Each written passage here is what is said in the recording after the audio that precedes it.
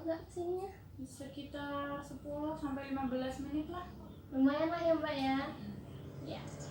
Oh iya Mbak, sebelumnya namanya siapa? Mbak Siti. Mbak Siti.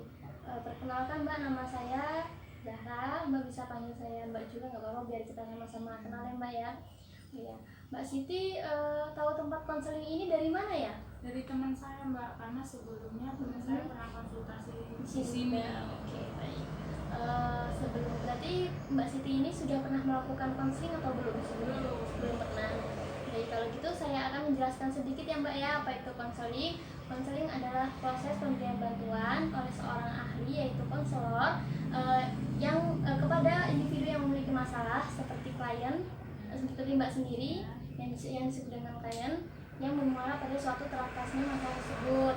Nah di sini itu ada beberapa asas Mbak, yaitu yang pertama ada asas kerahasiaan, ada asas keterbukaan, dan ada asas kesukarelaan. Nah, asas kerahasiaan itu dimana semua data Mbak dan masalah Mbak akan dijaga kerahasiaannya di sini. Kemudian ada asas kesukarelaan, dimana asas ini yaitu adanya kesukarelaan dari Mbak Siti sendiri untuk mengungkapkan masalahnya di sini. Dan ada asas keterbukaan, yaitu dimana antara konselor, saya dan Mbak klien yaitu saling keterbukaan dalam mengungkapkan masalah. Nah, seperti itu. Oh iya Mbak, saya paham. Alhamdulillah. Oke, sekarang mungkin ada yang ingin Mbak Siti ceritakan, silahkan. Jadi saya ini seorang mahasiswi sekaligus guru di SMA. Karena hal ini jadwal saya itu jadi lebih padat dari jadwal sebelumnya. Bisa diceritakan Mbak, jadwal padatnya itu seperti apa sih? Seperti ya, kalau saat saya sedang mengajar itu kadang ada jadwal kuliah mendadak, atau kadang saat saya kuliah tiba-tiba ada jadwal mengajar mendadak untuk menggantikan guru yang tidak hadir. Oh, seperti itu.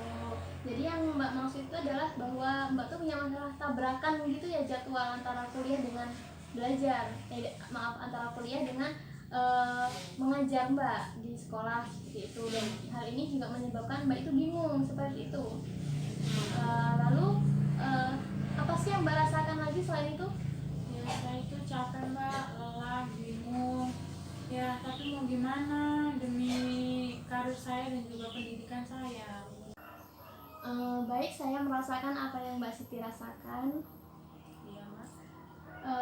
Sebelumnya tadi Mbak mengatakan bahwa ini semua dilakukan demi karir dan pendidikan Mbak Siti, tetapi terlihat pada raut wajah Mbak Siti ini, Mbak Siti kelihatan capek, gelisah, dan tidak bersemangat gitu untuk menjalani ini.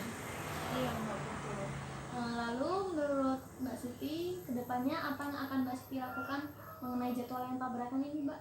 Mungkin kedepannya saya akan meminta dispensasi kepada atasan atau bertukar jam dengan rekan kerja lainnya untuk mengajar, agar saat saya kuliah saya tidak terganggu, dan juga saat saya mengajar Tidak terganggu juga. Ya, baik. Sebenarnya apa yang Mbak Siti katakan itu sudah baik menurut saya, karena dengan hal ini bisa meminimalisir gitu kesibukan Mbak yang tadinya jatuhnya tabrakan seperti itu.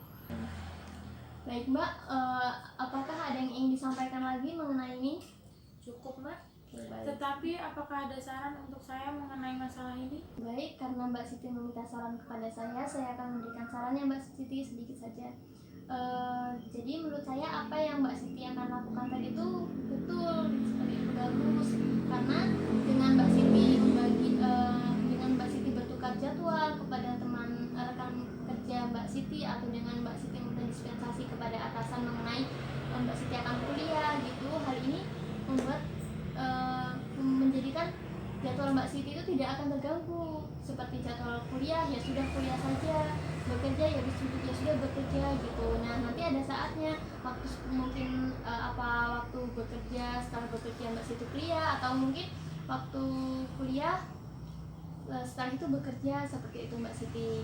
Jadi saya sangat mendukung apa yang Mbak Siti lakukan, karena hal ini akan membuat Mbak Siti itu tidak bingung dan akan meminimalisir adanya tabrakan jadwal seperti itu Mbak.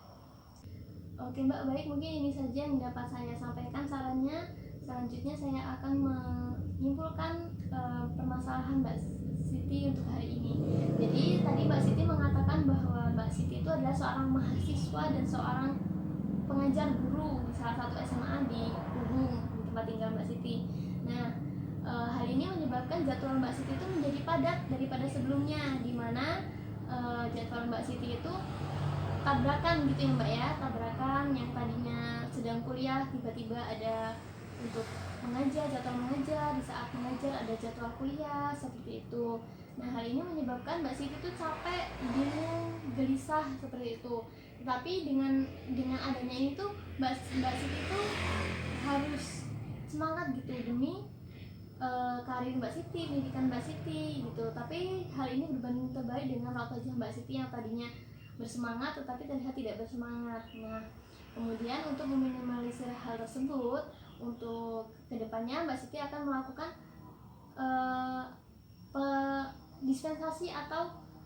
dispensasi dan pengaturan jadwal kepada teman Mbak Siti untuk bertukar jadwal agar jadwal kuliah Mbak Siti itu tidak terganggu dengan pengajaran Mbak Siti atau mengajar di SMA, atau sebaliknya jadwal mengajar Mbak Siti itu tidak terganggu dengan jadwal kuliah, seperti itu. Baik, mungkin ada yang ingin Mbak Siti sampaikan lagi? Cukup Mbak. Oh, cukup. Terima kasih atas saran dan masukannya. Ya, Kalau sama-sama, begitu Mbak. saya pamit pulang dulu.